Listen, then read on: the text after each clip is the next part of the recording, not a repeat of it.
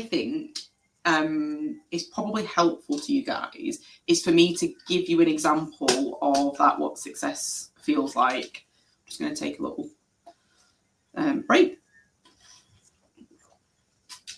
And as I was preparing to come here, I was looking for a fancy glass to bring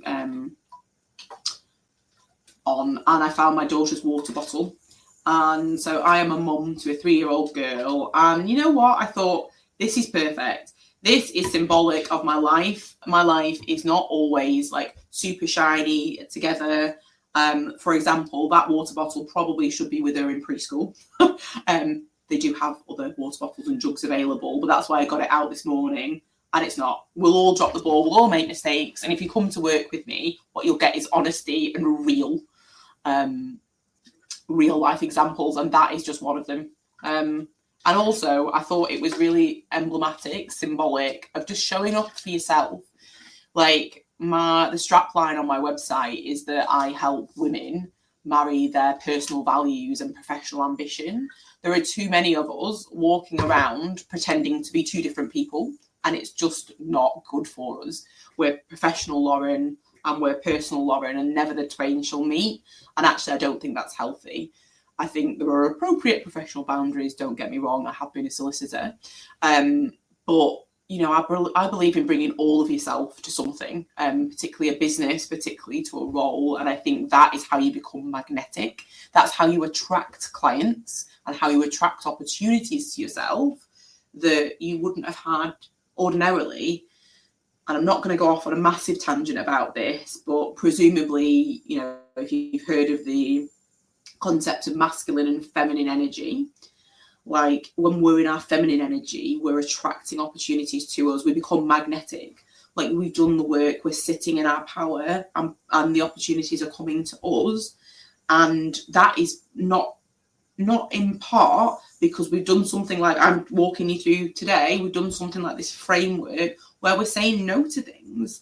Like we're saying no to things that don't align with our value. And it can be challenging. And I understand why people come to a coach to do it. Like they need that support to feel empowered to go forward. But once you've done it and once you've got like your own unique version of this framework, then, you know, it becomes cookie cutter. And then you were saying no to things that don't line up with us and yes to everything that does. So, what does success mean to us? So let me tell you a personal story. As I mentioned at the start of this, I'm a public speaker. So I was on stage a couple of weeks ago, actually on stage, because it was held at a theatre, which I thought was just hilarious. No jokes about me being dramatic. But so I was on actual stage with the spotlights and everything. And I was talking to this group of entrepreneurs about mistakes that I've made in business and like tips for success and like kind of the business mentoring side of things.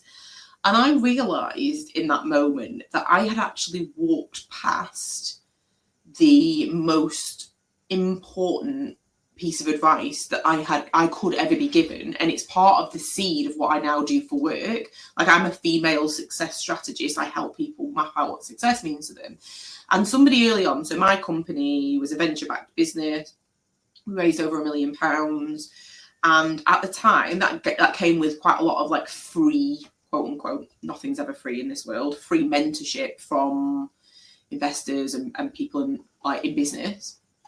And I'm just going to go off on a tangent there about free business advice, but I won't.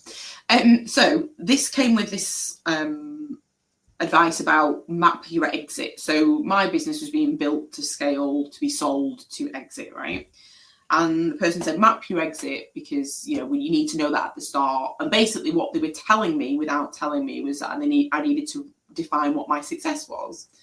Now, I ran past this piece of advice and I didn't dismiss it, by the way. I didn't think, oh, that's not good advice. I knew it was.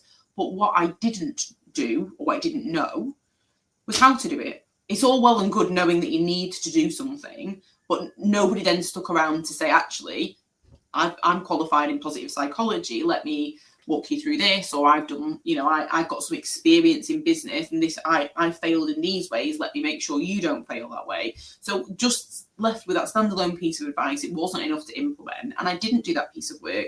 So whenever, like, and I've talked about this already, whenever I was successful and I was hitting those metrics and I was getting all of the accolades and people were reaching out to me left, right and centre telling me how successful I was, it didn't feel like success, because it wasn't success to me.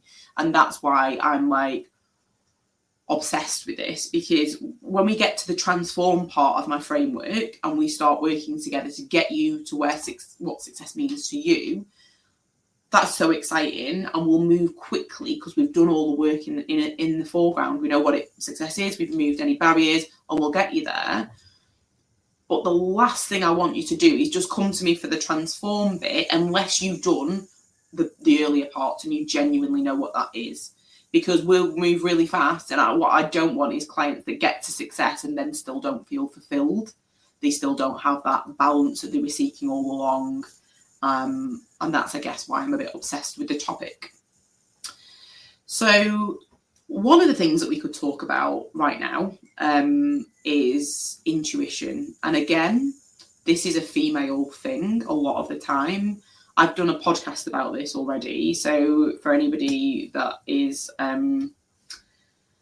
hasn't listened to it, so my podcast is called The Business of Lifestyle. It's quite a new one, but I think it's either the second or the third episode. I felt so strongly about this.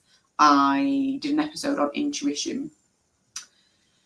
In fact, I felt so strongly about it, I nearly called the business something, an alliteration to do with intuition. And I walked away from it in the end.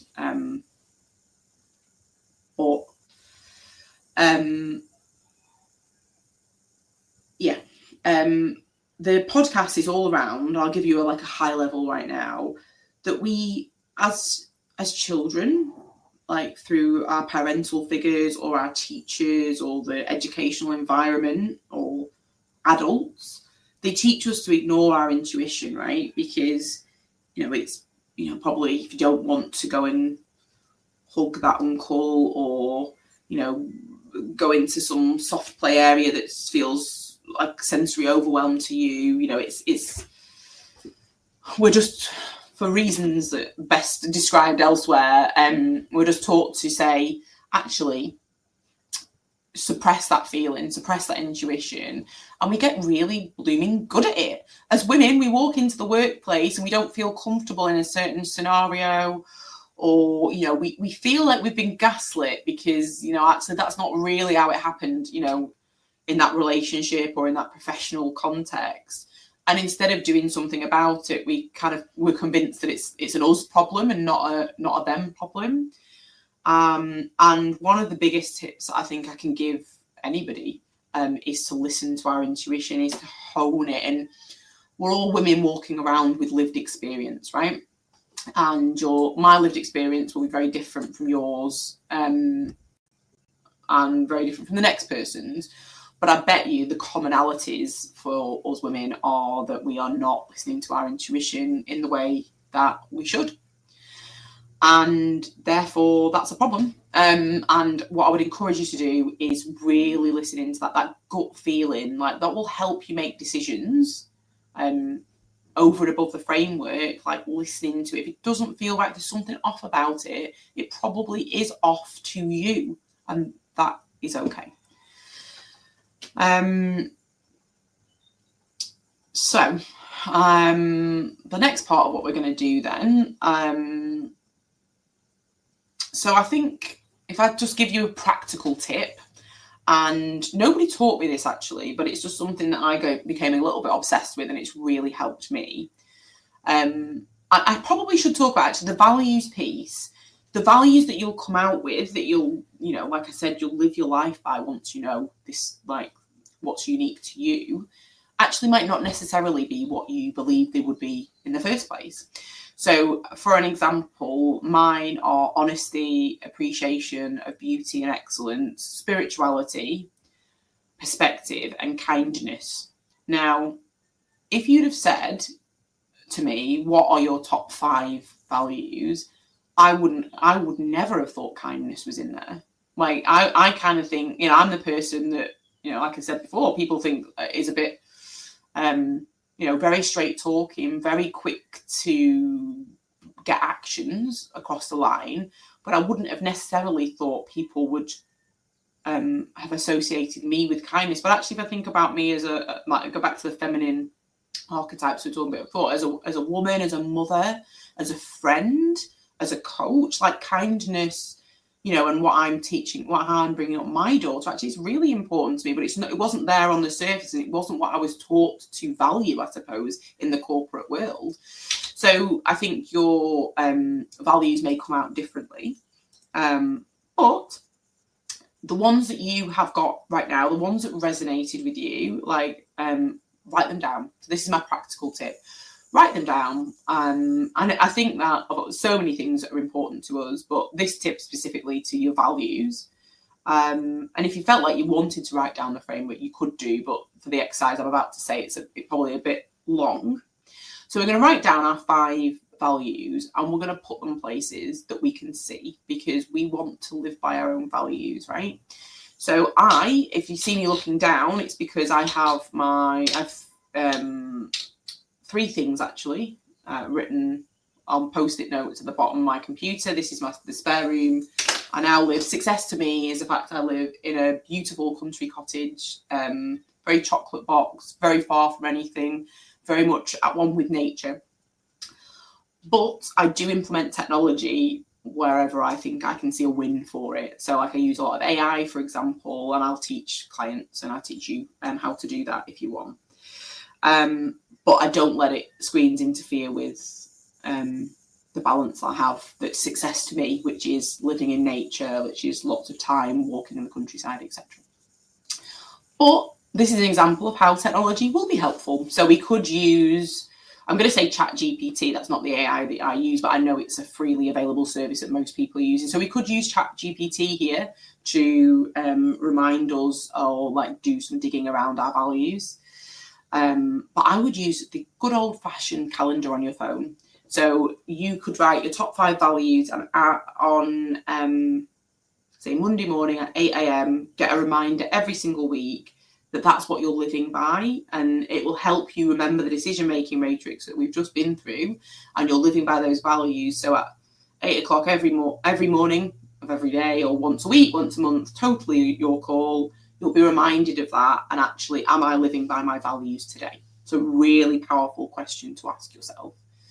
And that might be decision-making, but, let's be fair, life is a series of hundreds of decisions a day, if not thousands of small things. What we're putting in our body, what nutrition are we eating? Does that map back to the person that you want to be, the identity that you're creating for yourself? I've personally gone for a really old school approach of writing it on a Post-it note and sticking it on my computer. I've had actual physical desktop computer as well as a laptop, the iPad, iPhone, etc. And I've put it on there because I know I'll be sat at my desk. I only work 3 days a week because, again, that's my values. I've mapped back my own version of success is to spend time with my daughter while she's young. That balance to me means a lot. And creative moments like that for women lights me up. I've done it for myself. Lifestyle design is a big part of what I do. So at least 3 times a week, I will be sat here and I'll be reminded of those values, and that reminds me of who I am, and that's how I walk through the world. So that's a top tip. So I'm going to, like I said, provide a downloadable worksheet or some sort of summary PDF of this. So if you want to email me, lauren@laurenriley.co.uk, or DM me on social media, Miss Lauren Riley, then you're very welcome to, and I shall endeavour to get back to you with them ASAP. Ditto if you've missed part of this and you want the recording, then I can send that to you. Or if you think it will be helpful for one of your friends or colleagues, then I can also share it that way. And I suppose the next thing to do is just take a moment to imagine, like a future visualization, if you will. Like how much more confident are you going to feel when you know that the decisions that you're making and the life that you're living maps back to your values, your specific example and your specific need for success. Like you'll walk through life a little different, like I said before. Okay, So let me talk about success strategy sessions. So they are just one-off, 1 hour, like a power hour, if you will, where you and I will jump on a Zoom and we will work through the methodologies that we've talked about here.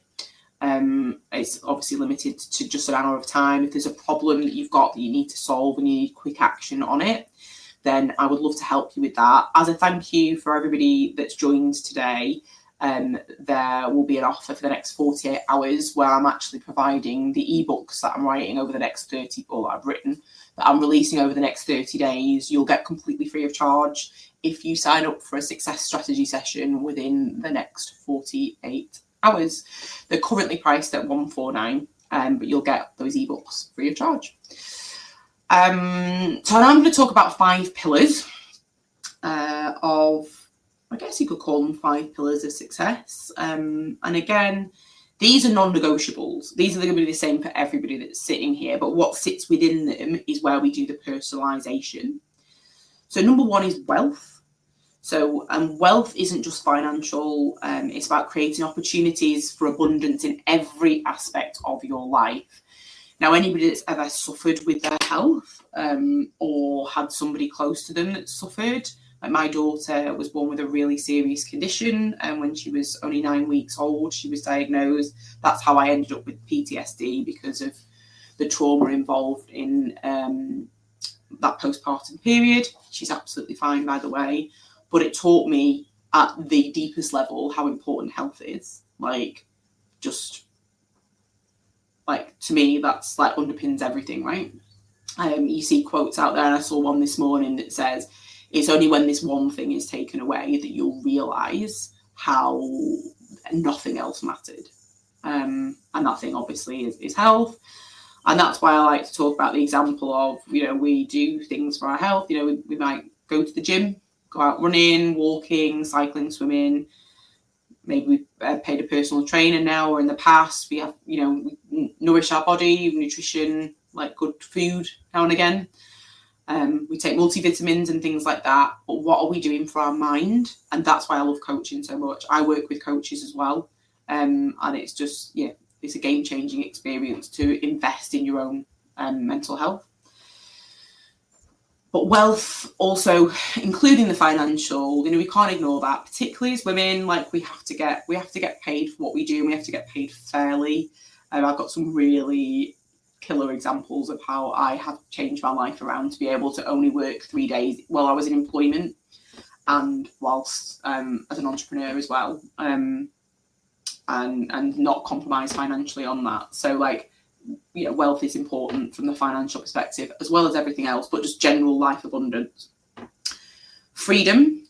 Now, this is interesting because from a personal perspective, it's probably what I'm best known for. If you were to follow me on Instagram, for example, I have been out of the country for 5 out of the last 5 months, and I'm a single mum. So when I travel, I take my daughter. For example, one of those, we were in Barbados for over a month as a solo parent with no childcare. I didn't travel with anybody else. It's not necessarily easy to achieve, but it's a lot easier than people think.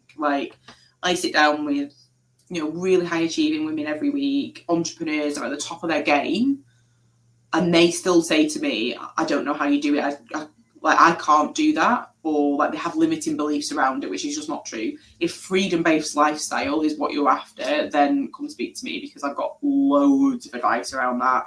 And I would like nothing more than to think of my clients sitting on a beach in this time next week, maybe. I meant to say this time next year, because they've lived that freedom-based lifestyle. But freedom is different to everybody. So, for example, my winters in the Caribbean might not be your dream. Your freedom might be getting to go to the gym in the morning, or walking on your lunch break. I've reconfigured clients' working days and hours to deliver back what's important to them. Because again, this is not me projecting I'm giving you examples of my success, but I don't ever project that, because your freedom could be completely different. kind of an obvious pillar, but transformation. So success requires growth, and it requires courage to step outside of your comfort zone. And that's why I think often working with somebody else will deliver maximum result there. Like, of course, like, you can do it yourself as well. We talked about masculine and feminine already, but I have quite a masculine lean to risk taking. And again, like, we're not going to go into childhood psychology, but little boys are brought up, or they certainly were in my generation anyway, differently to little girls in terms of their risk-taking appetite, I believe. And I do think there's a genuine correlation between one's ability to take risks and one's success in life, because you can't succeed without failing at some stuff, right? At trying and failing.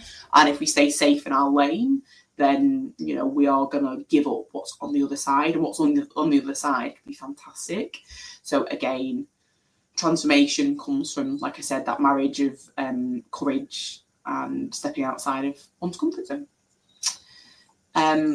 Balance, because,